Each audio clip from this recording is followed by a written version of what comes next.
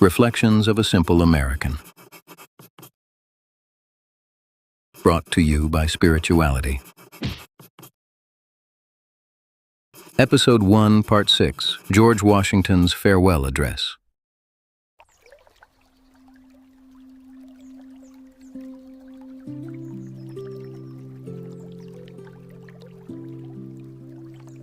Greetings, citizen, and welcome back.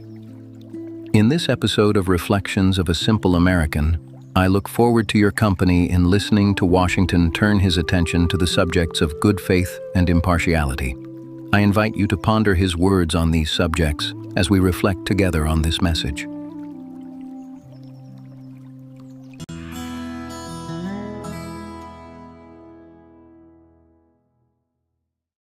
Chapter 6, Good Faith and Impartiality. Observe good faith and justice towards all nations. Cultivate peace and harmony with all. Religion and morality enjoin this conduct, and can it be that good policy does not equally enjoin it?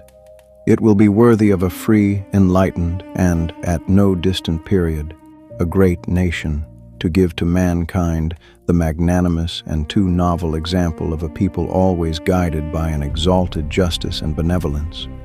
Who can doubt that, in the course of time and things, the fruits of such a plan would richly repay any temporary advantages which might be lost by a steady adherence to it?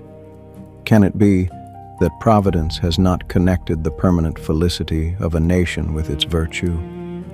The experiment, at least, is recommended by every sentiment which ennobles human nature. Alas, is it rendered impossible by its vices? In the execution of such a plan, nothing is more essential than that permanent, inveterate antipathies against particular nations and passionate attachments for others should be excluded, and that, in place of them, just and amicable feelings towards all should be cultivated. The nation which indulges towards another an habitual hatred or an habitual fondness is in some degree a slave. It is a slave to its animosity or to its affection, either of which is sufficient to lead it astray from its duty and its interest. Antipathy in one nation against another disposes each more readily to offer insult and injury, to lay hold of slight causes of umbrage, and to be haughty and intractable when accidental or trifling occasions of dispute occur. Hence, frequent collisions, obstinate, envenomed, and bloody contests. The nation, prompted by ill will and resentment, sometimes impels to war the government, contrary to the best calculations of policy. The government sometimes participates in the national propensity and adopts through passion what reason would reject. At other times, it makes the animosity of the nation subservient to projects of hostility instigated by pride, ambition, and other sinister and pernicious motives. The peace, often, sometimes, perhaps the liberty of nations, has been the victim. So likewise, a passionate attachment of one nation for another produces a variety of evils. Sympathy for the favorite nation, facilitating the illusion of an imaginary common interest, in cases where no real common interest exists, and infusing into one the enmities of the other, betrays the former into a participation in the quarrels and wars of the latter, without adequate inducement or justification. It leads also to concessions to the favorite nation of privileges denied to others, which is apt doubly to injure the nation making the concessions, by unnecessarily parting with what ought to have been retained, and by exciting jealousy, ill will, and a disposition to retaliate in the parties from whom equal privileges are withheld. And it gives to ambitious, corrupted, or deluded citizens, who devote themselves to the favorite nation, facility to betray or sacrifice the interests of their own country without odium, sometimes even with popularity, gilding with the appearances of a virtuous sense of obligation, a commendable deference for public opinion, or a laudable zeal for public good, the base or foolish compliances of ambition, corruption, or infatuation. As avenues to foreign influence in innumerable ways, such attachments are particularly alarming to the truly enlightened and independent patriot. How many opportunities do they afford to tamper with domestic factions, to practice the arts of seduction, to mislead public opinion, to influence or awe the public councils? Such an attachment of a small or weak towards a great and powerful nation dooms the former to be the satellite of the latter. Against the insidious wiles of foreign influence, I conjure you to believe me, fellow citizens. The jealousy of a free people ought to be constantly awake, since history and experience prove that foreign influence is one of the most baneful foes of republican government. But that jealousy, to be useful, must be impartial, else it becomes the instrument of the very influence to be avoided, instead of a defense against it. Excessive partiality for one foreign nation and excessive dislike of another cause those whom they actuate to see danger only on one side and serve to veil and even second the arts of influence on the other.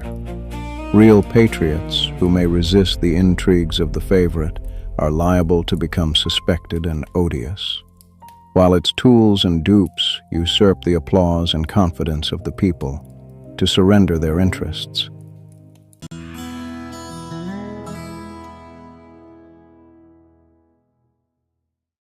Interpretation and reflection.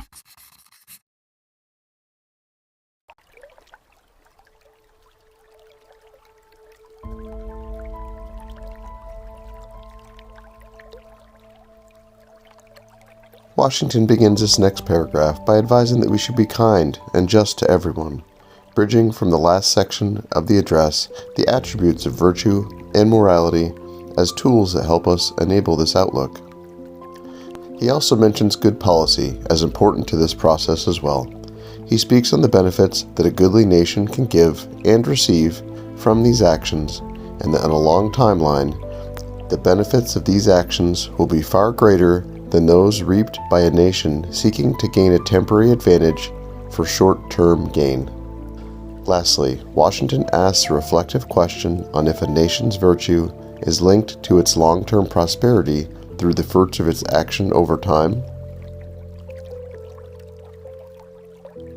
In this next paragraph, Washington delves into the concept of this plan further, and stresses heavily that in order for it to properly work, impartiality is essential to our interactions with nations.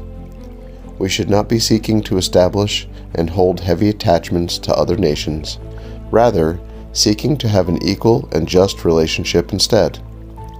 He talks about both sides of favor here, be it fondness or hatred, and likens either of these mindsets to lacking a clear judgment towards the other, and that the nation is, quote, in some degree a slave, end quote, to the other nation.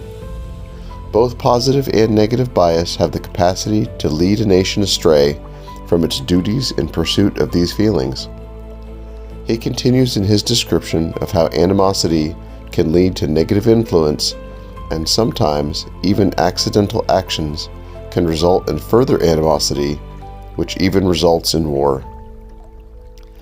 This course has the capacity to override sound policy of a nation as it makes them subservient to the passions of their hatred at the cost of public liberty.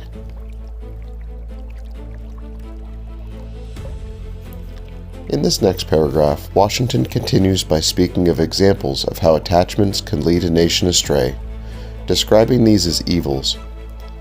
Sympathies may create false common interests, imbue animosity into a nation based on the views of the favored nation, which can sometimes lead to a conflict or war which serves only the special interests of the favored nation. In other cases, it leads to unfair concessions to the favored nation that should be withheld. Additionally, it opens the door for corrupt individuals in power the opportunity to serve the special interests of the favored nation over their own country, and because of the attachment towards the other nation, these individuals might be praised for their efforts publicly, as betrayal is mistaken for virtue.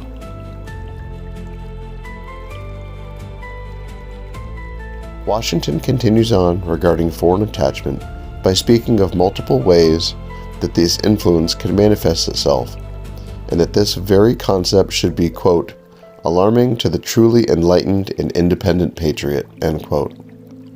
These methods include tampering with domestic factions, awing public councils, or misleading public opinion. The result is that the nation being influenced ends up being an extension of the will of the influencing nation, or as Washington phrases it, a, quote, satellite, end quote, of the other. To conclude this section of the address, in this next paragraph, Washington continues on regarding foreign influence.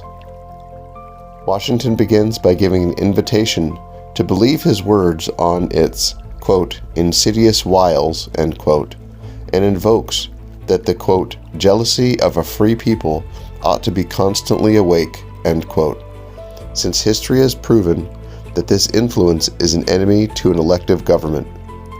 He then circles back to the concept of impartiality, mentioning that this jealousy needs to maintain an unbiased outlook, lest it be subverted unto itself.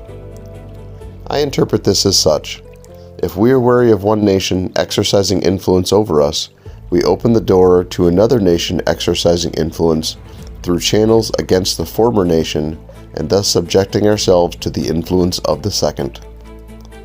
To be truly independent and enlightened, we need to regard all nations with impartiality. To finish off the paragraph, Washington then speaks of instances where true patriots who resist foreign influence may have opinions of their own country turn against them, should the nation begin to bend and sway under the impact of foreign influence.